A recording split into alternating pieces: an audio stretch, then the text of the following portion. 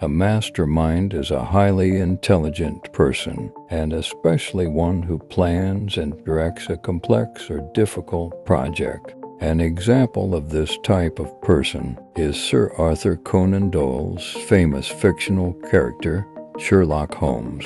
Sherlock is known to be a genius detective, but most people can train their minds to think a little more like him simply by emulating the way that he behaves. In this video, we'll look at how to be more like Sherlock and think in a way that resembles a mastermind. There are 3 factors you need to acquire to become a mastermind yourself. Number 1. Good observation skills. Understand the difference between seeing and observing. Watson saw, but Holmes observed. By default, you probably have a habit of seeing your surroundings without processing the basic information. Observing the full details of a circumstance is the first step you need to take. If you want to think like Sherlock Holmes, you need to know your limits. The human brain is not structured for heavily complex multitasking. If you really want to make meaningful observations, you cannot be involved in too many activities all at once, as it distracts your mind from thinking. Being engaged in observation allows the mind to persist longer and trains it to solve problems more effectively and efficiently. Staying engaged is actually one of the simpler aspects of observation. All you really need to do is focus only on the matter at hand. When you are making observations, only pay attention to that which you are observing. Leave your phone on silent and don't let your mind stray to that email you need to write later on or the Facebook comment you read an hour ago. If you tried to observe everything you saw in full detail, you would make yourself exhausted and overwhelmed in no time. You need to learn to observe your surroundings, but you also need to be selective about the things you focus your attention on. Better quality is prized over better quantity. You need to learn how to observe things more thoroughly, not simply how to observe more things. The first thing to do in a situation is to size up what areas are vital and which are trivial. This takes practice, and there is not much else you can do to hone your ability to distinguish one from the other. Once you determine which aspects are essential, you need to observe them down to the smallest details. If the areas you observe do not provide you with the sort of detail you need, you may need to slowly expand your field of observation to other aspects of the situation you previously ruled out as being inconsequential. By nature, humans tend to have biases and preconceptions that influence the way they perceive things. If you really want to make meaningful observations, though, you need to dismiss these biases and be objective as you take a look around. The brain often takes what it wants to see and interprets it as fact, when in actuality it is only perception.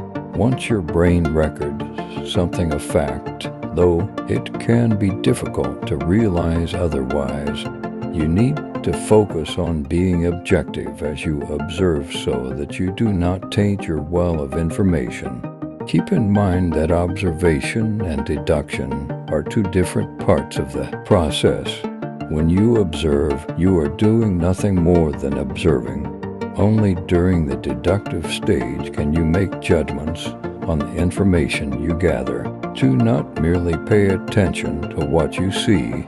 Your observations should include mental notes on other senses as well, including hearing, smell, taste, and touch. Focus on fine-tuning your senses of sight, sound, and smell. These 3 senses are the ones you rely on most, but they are also the ones you take for granted most. After you can use these senses objectively, move on to touch and taste.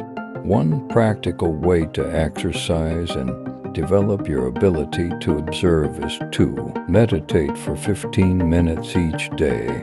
Meditation can keep your mind keen and may help acquaint you with the concept of being fully focused on your surroundings. You do not need to go out of your way to meditate. All you really need to do is to spend a few minutes a day shutting out distractions and building your ability to focus. You can focus on a specific image in your mind, or you could focus on an external image during meditation. The main idea is simply to make sure that whatever you are meditating on has your full focus. A daily, weekly, or monthly puzzle can help you sharpen your powers of observation. Give yourself a mystery to solve, but make sure that the mystery will require the full use of your powers of observation. One simple challenge you can give yourself is to observe something new every day. For instance, take one picture a day from a different perspective. Focus on taking pictures that demonstrate fresh perspectives on everyday locations. People watching is another powerful yet simple challenge you can give yourself.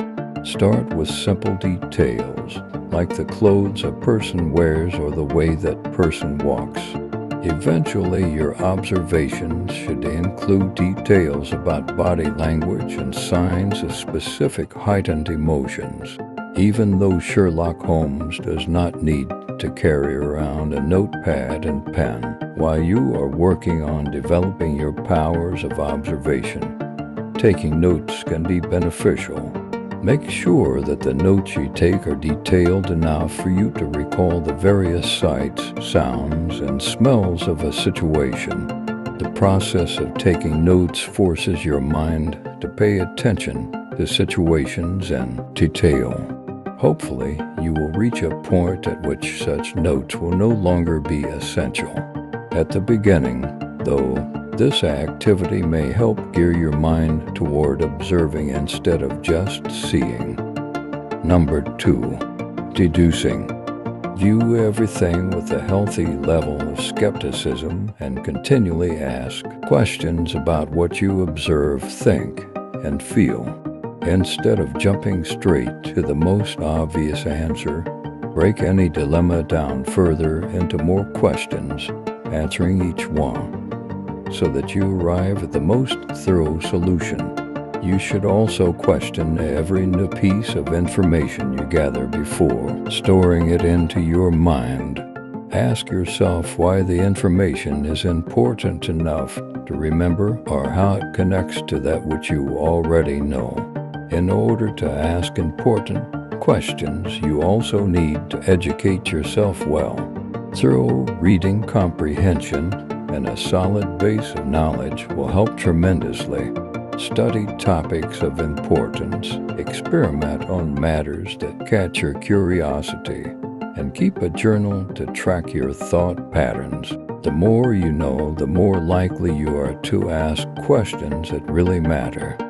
By human nature, you might be tempted to rule out a possibility if it seems unlikely or improbable. These possibilities must be allowed for. However, only the impossible, that which cannot be true no matter what, can never be ruled out completely. Just as you need to throw out old biases when observing a situation, you also need to throw out such biases when analyzing a situation. The things you only feel do not hold as much weight as the things you know or deduce. Intuition has its place, but you need to balance both intuition and logic. Avoid making any theories before you have all the evidence. If you form a conclusion before you gather and analyze all the facts, you will taint your thought process and have a more difficult time forming an accurate solution. You must learn to twist theories to suit facts and not the other way around. Gather the facts and throw away any ideas or possible theories that do not fit with those facts. Do not make assumptions about possibilities that only exist in theory and not in fact, especially if you're tempted to do so simply to make your previous theory work. Even though Sherlock Holmes is the renowned genius, his intellect would have been a bit crippled if he did not have Dr. John Watson to bounce ideas off. Find a friend or colleague whose intellect you trust and discuss your observations and conclusions with that person. It is important that you allow the other person to shape theories and conclusions without ruling out the information you already know to be true. If your discussion brings up new ideas that alter your theories, allow it to happen. Do not let pride come in between you and the truth. Your mind will burn out if you continually leave it set to Sherlock mode. Even the great detective himself took breaks during particularly grueling cases. Letting your mind rest actually improves its ability to form accurate conclusions in the long run. Focusing too intensely on a problem can cause your mind to become worn out, and as a result, it will process information less accurately. Giving your mind a chance to relax can allow it to make connections steadily and subconsciously, so when you return to the problem, you might realize a seemingly obvious train of thought you hadn't noticed before your rest. Number 3. Building a mind palace. Know the benefits of having a mind palace.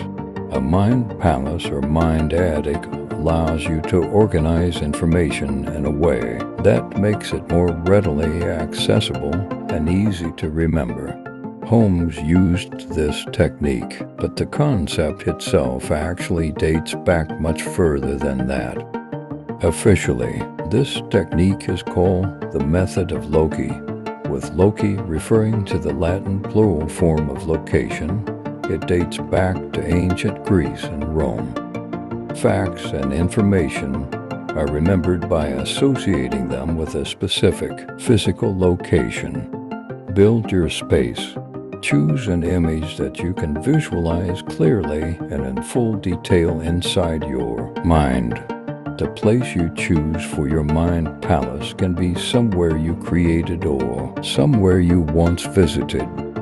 A larger space is preferable since you can store more information.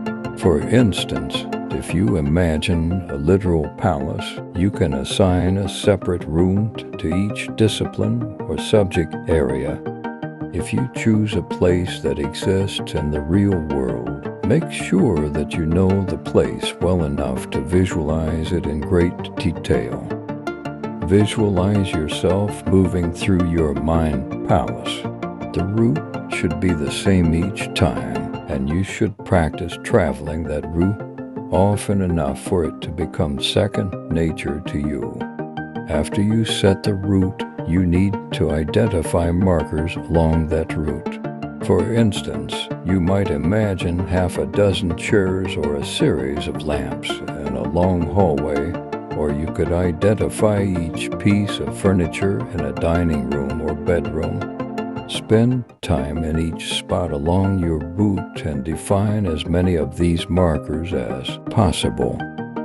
Even when you do not have a need for your mind palace, you should take the time to mentally stroll through it. Keep the details and route the exact same each time. You need to make this place seem as real to you as any place that actually exists within the real world. Once you know how to travel through your mind palace, you need to begin filing information along the route you travel. Picture placing the information in a specific location. As before, practice traveling along your route and accessing that information often enough to become accustomed to the action. Use the details you pinpointed previously as you assign information to various parts of your mind palace. For instance, if you imagine a lamp in the corner of a room inside your mind palace. You may end up picturing a key person turning on that lamp in order to remember a detail concerning that person. Make the details as specific and unusual as possible. The mind will actually have an easier time remembering something strange than it will if you make everything seem too normal or ordinary.